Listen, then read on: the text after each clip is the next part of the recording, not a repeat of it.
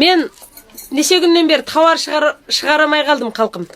Неге деңіздер, мен осындай әрбір ауданда бірден, менің бір осындай тармақ дүкенім болуын арманда қалдым да. Өйткені көп кісілер малың сапалы, арзан деп іздеп келушілер өте көп екен. Мына чапандарда қалқып, бұны да 99-дан ең үлкен 3X-ке дейін әзір менің кигенім, мен 70 кілімін. Міне, 3X екен, 3X мына 78 ет өсетін жеріне өскендердің 80 кіліге сияды. Мынау ағыма, әкеңдерші.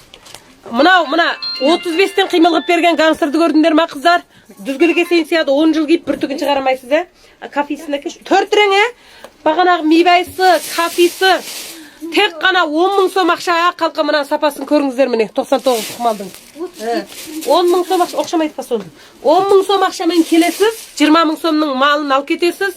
Менің қасымда жағдайыңыз жар беріп, балаларыңызды, семьяңызды орналастырып қойып келіп жатсаңыз, үйренесіз. Сіз ана бір үйренгенде де бір жаны тетік, бірді екі қылатын, бірдемені бірдемеге ұралатын, бір жанды адам, сымыңызды көтермей жүрген дегендеріңізді мен үйрете алмаймын, ұқтыңыздар ма? Бір тетік болсаңыз, бірдемде үйретем, сізден менен асып түсетіндей қабілет даярлауыңыз керек. Ұқтыңыз ба? Бұл дойын ақша табудан ұялатын нәрсе емес. Өшеге шығып кейбіреулер сөйлегендеріне неменеге ұялады екенсіз? Ақша таба алмай, алақан жаюдан ұялу керек адам. Ақша табу деген бір ең керемет іс қой. Балаларыңыз осы сіздің туыс-туған әке-шешелеріңіз ақшадан қысылып, қолын телміріп, мойнын қысып жүрсе сіз ұялмайсыз. Ал деніңіз сау тұрып, сіз ақша таппайсыз. Осыдан ұялу керек. Дойын деген барлық жерде шығады. Кеше әреугірі біздің бір әлгі бір зауыттағы бір мына жолдастармен бір қыз оғып отырсақ, соны шығар қойып. Сіздер ойнамайсыздар ма? Адам шығарымыз бізде бір гәнжеу болатын жар. Ойнайтын кезде ойнаймыз, істейтін кезде істейміз. Ол әлгі бір мұндай адам бір уақыттарда бір ойнағанда да ойнау керек шығар. Демалғанда демалу керек. Қызмет істегенде істеу керек. Керемет вайна жеткізіп. Әлгі патшадай жүр құлдай істе деп неге айтады?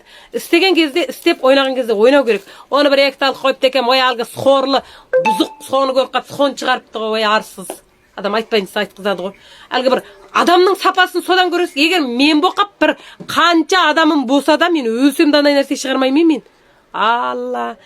Біреуден әлгі кейбір адамдар бар, Зәріханды дейміз ғой, Шыңғысханның Темучиннің әкесі Ясугайда аналар тіке әлгі мертті майдандасына дейді мындайым.